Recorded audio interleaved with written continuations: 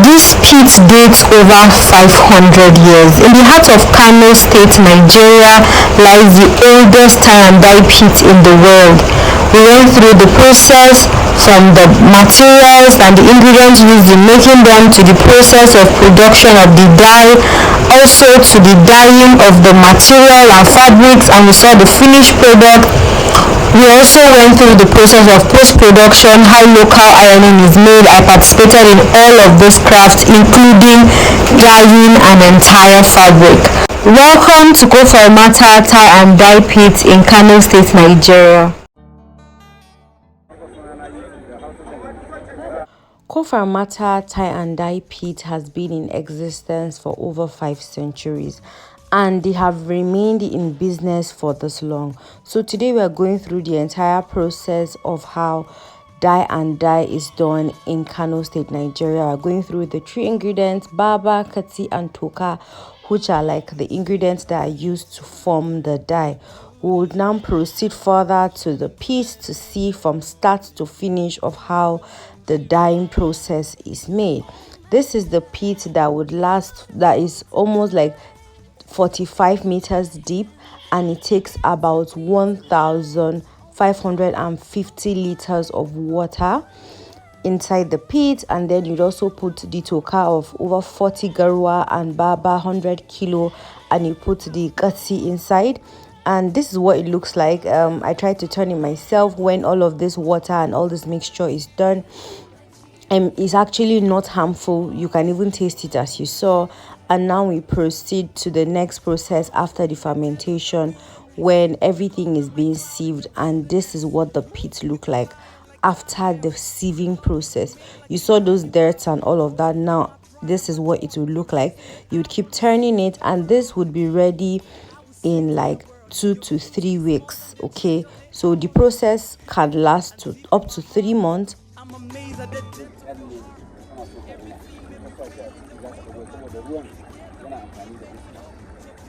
Unlike popular knowledge, tying and dye comes with a lot of skill which we'll be delving into later.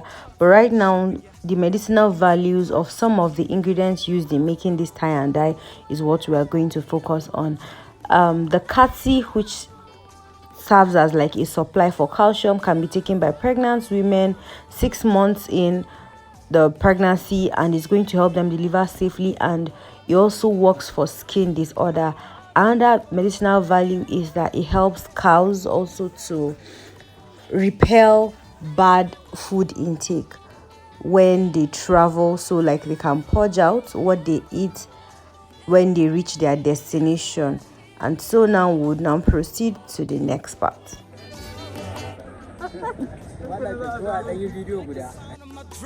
So we headed over to see more of the designs and how the unknotting process is done. And after tying and dipping into the pit, that is how to undo it. And these are some of the beautiful designs that we saw.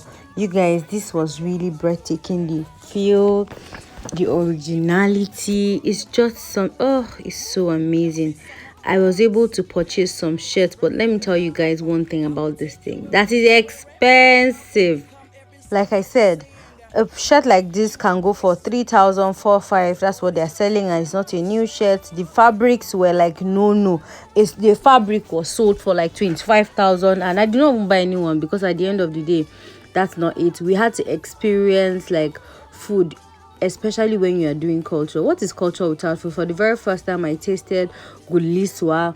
I've always seen it on the street, but I did not like it. But today I felt like, you know what, let me have this, and it was delicious.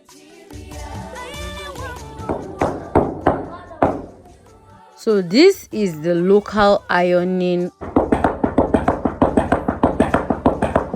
also done as post-production. This heating that you are seeing, it makes the clothes look like it's ironed and it's shining. At first I was saying, even the clothes tear, like this is too dangerous and all of that. But let me tell you guys, the texture of the dress after doing this is unmatched. So we decided to also try out some of this and to also experience it, because it seemed like it was a walk in the park. Like, it's not just to be hitting wood, back. Oh yeah, let us try it. Zauna sosai.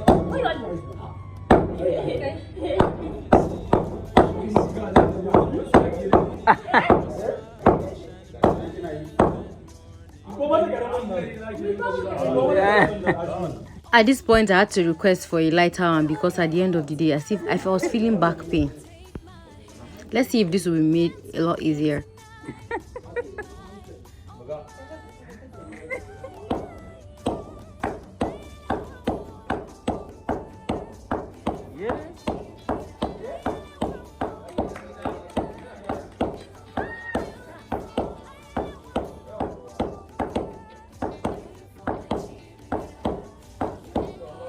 So my friend who also came with me on this trip, her name is Godia. She also makes videos like this, also came.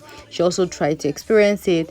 Like I was saying, as regards the pricing of this fabric, I think like it's outrageous for a kind of place like Kano. So when you want to purchase something like this, maybe you should use the locals. That is the best way to be able to get a better bargain, because presently I'm not going to be buying it. I would send somebody else to buy it for me. And yep, this is what happens when you work. Now it's time for us to go and learn how to dye a fabric. I am doing it with caution because I don't want anything to stain my clothes. I don't want it at all. I just want to do this, learn the craft, and then get on with it. One of the first things to do whenever you're dyeing this fabric, because of the well, is to understand the oxygen flow according to what they said to me. So in dyeing this fabric, you have to dip it in and bring it out so that oxygen can allow the colors and the dye to be absorbed in the fabric, and then you dip it back in. I was literally doing rubbish. Yep, I wasn't doing what I was supposed to do because I was just laughing.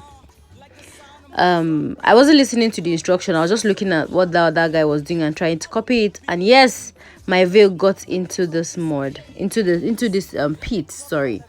And then it was a disaster. Anyway, they have over 144 pits in this tie and dye pits, Kofar Mata tie and dye pits, and it's something that you should enjoy. You should go and experience it if you're in northern Nigeria. Some people were born and brought up in Kano but never got a chance to come here. This is a call to say, you know what, come and experience northern Nigeria, just like other tourists are coming to something that is in your doorstep. Why are you not experiencing it? Why are you not exploring it? I personally would come here more often to see how I can get connections to be able to sell out these fabrics, because I want to start producing outfits with them.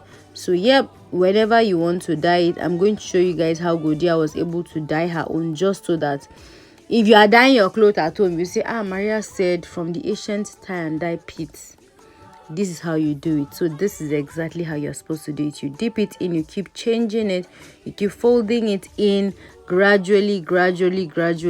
Look at me giving somebody instruction that I did not even follow. But then, yep, can you see what she's doing? Yep, this is how it's done. You keep shifting your hand forward and forward and forward. You keep shifting the fabric like that. Yeah, so if you dye one, you shift it, you dye one, you shift it, and then you raise it up for it to breathe. Look at the smile on Godia's face. Isn't this lady just very gorgeous? Follow her on TikTok at Dia for more vlogs and experience of northern Nigeria. She also explores other places.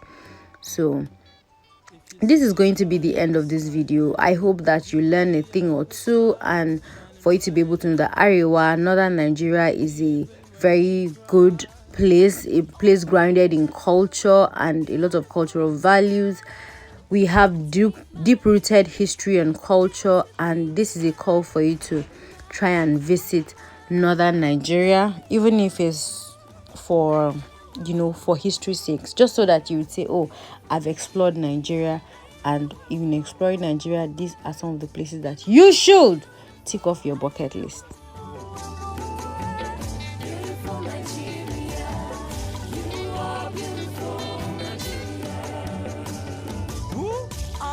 In the desert and wilderness, you love not my